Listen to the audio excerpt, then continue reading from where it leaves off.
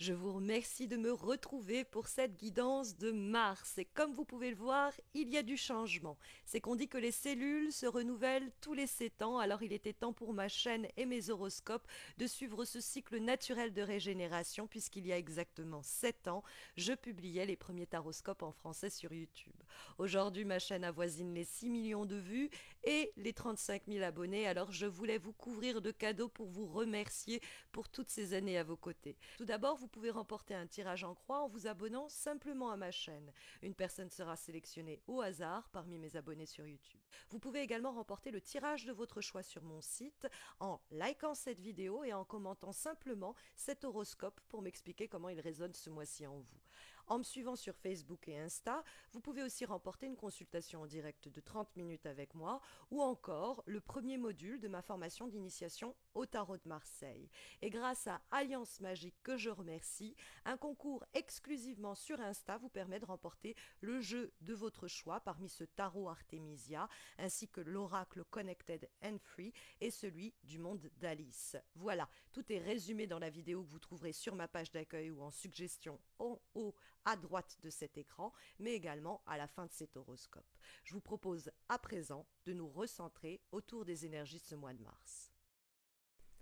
Et les énergies pour ces prochaines semaines, mes chers Gémeaux, sont centrées autour des émotions, puisque nous avons pratiquement que des coupes, le 3, le 2 et le 7, et que les coupes ont trait à l'affect. Autour de cela, nous trouvons un personnage, un roi, roi de bâton, qui va caractériser les signes de feu, lion, bélier, sagittaire. C'est un roi, ça peut être un homme. On ne peut pas s'empêcher de penser que si toutes ces coupes satellisent autour de cette personne, de ce personnage, ce n'est pas forcément un homme, eh bien, c'est que toutes ces émotions ont trait à cette personne. Alors évidemment, ce roi de bâton peut vous caractériser dans la direction de votre mois de mars et de l'attitude que vous allez adopter et qui est à privilégier si c'est la direction de votre mois de mars. Et ce roi de bâton, c'est quelqu'un qui sait ce qu'il veut, qui n'hésite pas à s'imposer, qui a de l'audace, de l'ambition et de la fermeté dans ses actions. C'est un leader incarné. Il prend le devant des choses, il mène la troupe. Vous pourriez donc incarner les figures et les qualités, la figure de ce roi de bâton et les qualités qui lui conviennent, enfin qui le caractérisent. Or, ce roi de bâton, donc, vous invite à assumer vos émotions, vos désirs, vos envies, à prendre le lead, prendre les devants pour créer, faire advenir ce que vous voulez voir se dessiner. Le roi de bâton peut, bon, nous l'avons dit, être quelqu'un d'autre. Donc ça peut être une personne physique dans le sens relationnel, quelqu'un qui a un certain pouvoir d'action, qui a une emprise sur la suite des événements. Et c'est cette personne qu'il va falloir aller séduire éventuellement dans le cadre d'un emploi, d'un projet. Ça peut être le banquier. Donc séduire est à prendre avec des guillemets. Mais nous pouvons comprendre la séduction sur un plan plus concrètement amoureux et nous dire que c'est avec ce roi de bâton que toutes ces émotions sont en mouvement. Alors, c'est quelqu'un qui nous désire visiblement, qui nous veut dans son équipe ou qui nous désire tout court, si ce roi de bâton manifeste par son bâton son engouement. Nous trouvons dans les éléments en tout cas positifs pour ce mois de mars, mes chers Gémeaux, la carte du 3 de coupe. Ce 3 de coupe nous parle de célébration, de réunion et de retrouvailles. C'est un moment pour faire la fête, pour vous réjouir sinon des résultats trouvés dans le cadre des démarches que vous avez menées. Au travail, ça peut être un travail d'équipe qui est récompensé et vous n'êtes pas laissé pour compte, vous faites partie de cette célébration collective que le 3 de coupe va nous signaler. Ça peut apparaître aussi là pour nous parler de proposer son aide, offrir ses services, tendre la main aux proches et aux gens de notre entourage. Ça pourrait être le fruit aussi de belles rencontres. C'est un travail d'équipe, c'est une cohésion de groupe que le 3 de coupe favorise. Il y a dans ce 3 de coupe l'idée aussi de très simplement, moment d'anniversaire, de pot de départ, de moment en tout cas très joyeux où on se sent apaisé, ça vient peut-être après des galères ou quoi, calmer les tensions, les faire se dissoudre. Ça peut être d'ailleurs des moments de réconciliation qui nous réchauffent le cœur, hein, avec cette carte du 3 de coupe. Mais il y a un élément qui peut être aussi triangulaire dans cette lame, puisque nous trouvons dans le même tirage la présence du 2 de coupe. Donc on a à la fois le 2 et le 3.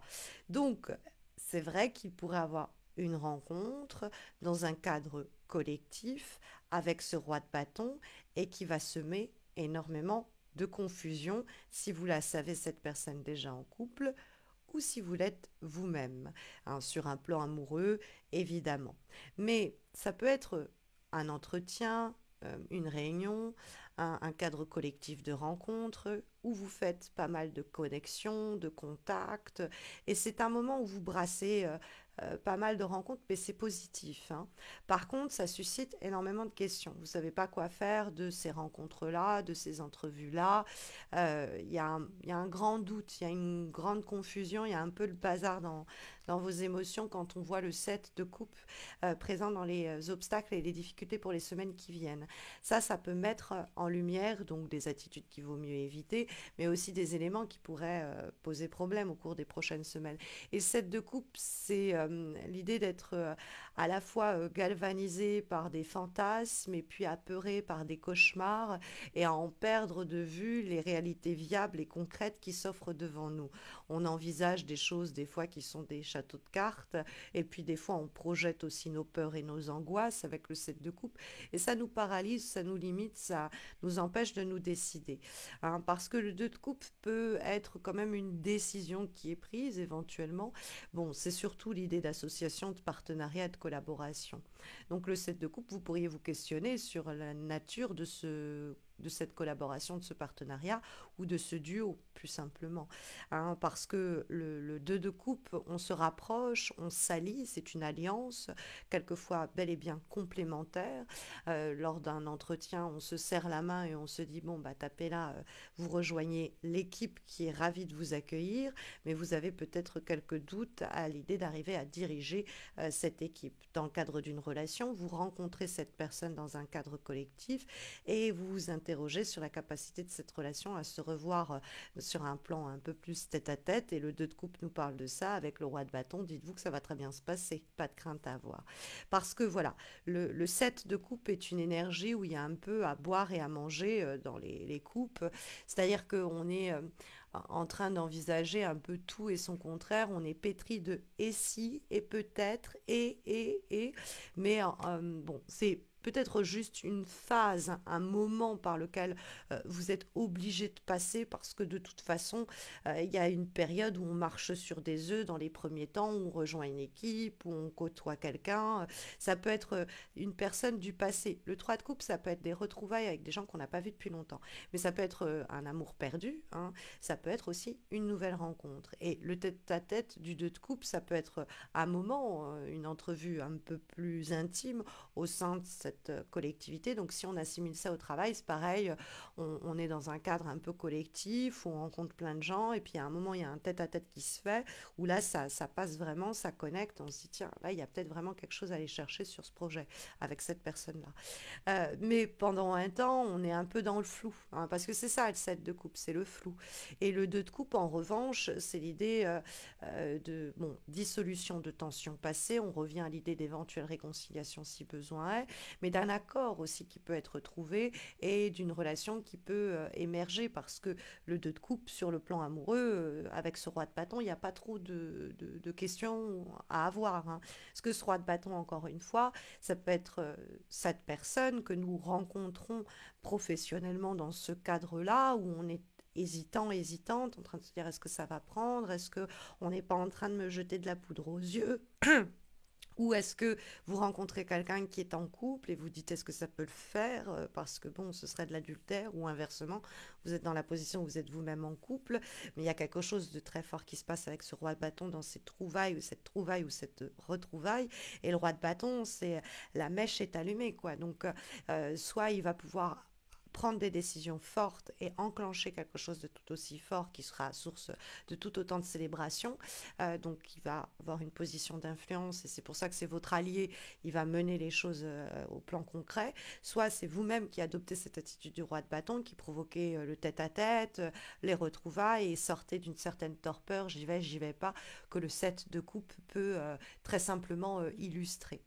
Comme avant-dernière énergie pour ce mois de mars, nous avons une dernière recommandation, une mise en garde qui est donnée par une lame issue de l'oracle Connected and Free et nous avons la carte de la peur.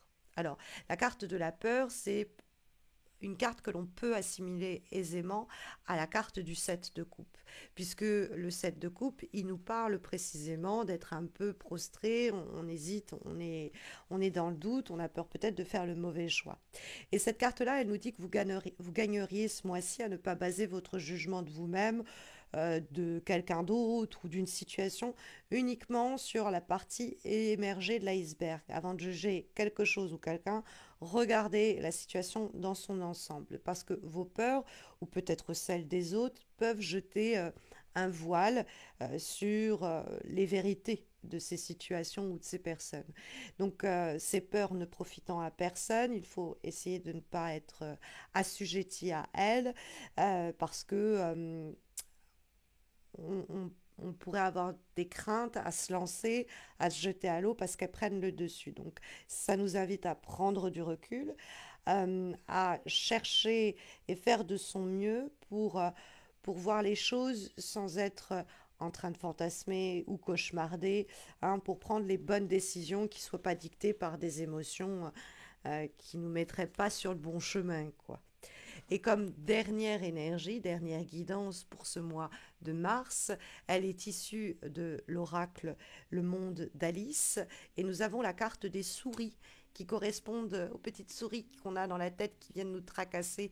Hein. Donc c'est des petits stress qui, à mon avis, sont alliés aussi à la carte de la peur et du 7 de coupe parce que c'est ce qui nous tracasse, hein, nous ronge un peu, nous grignote, nous fatigue moralement au quotidien. Donc c'est l'idée qu'il y a peut-être des éléments qui nous inquiètent au cours du mois de mars. Alors plus vite on repère la nature de ces soucis et pourquoi ça nous bouffe, plus vite on les évacue.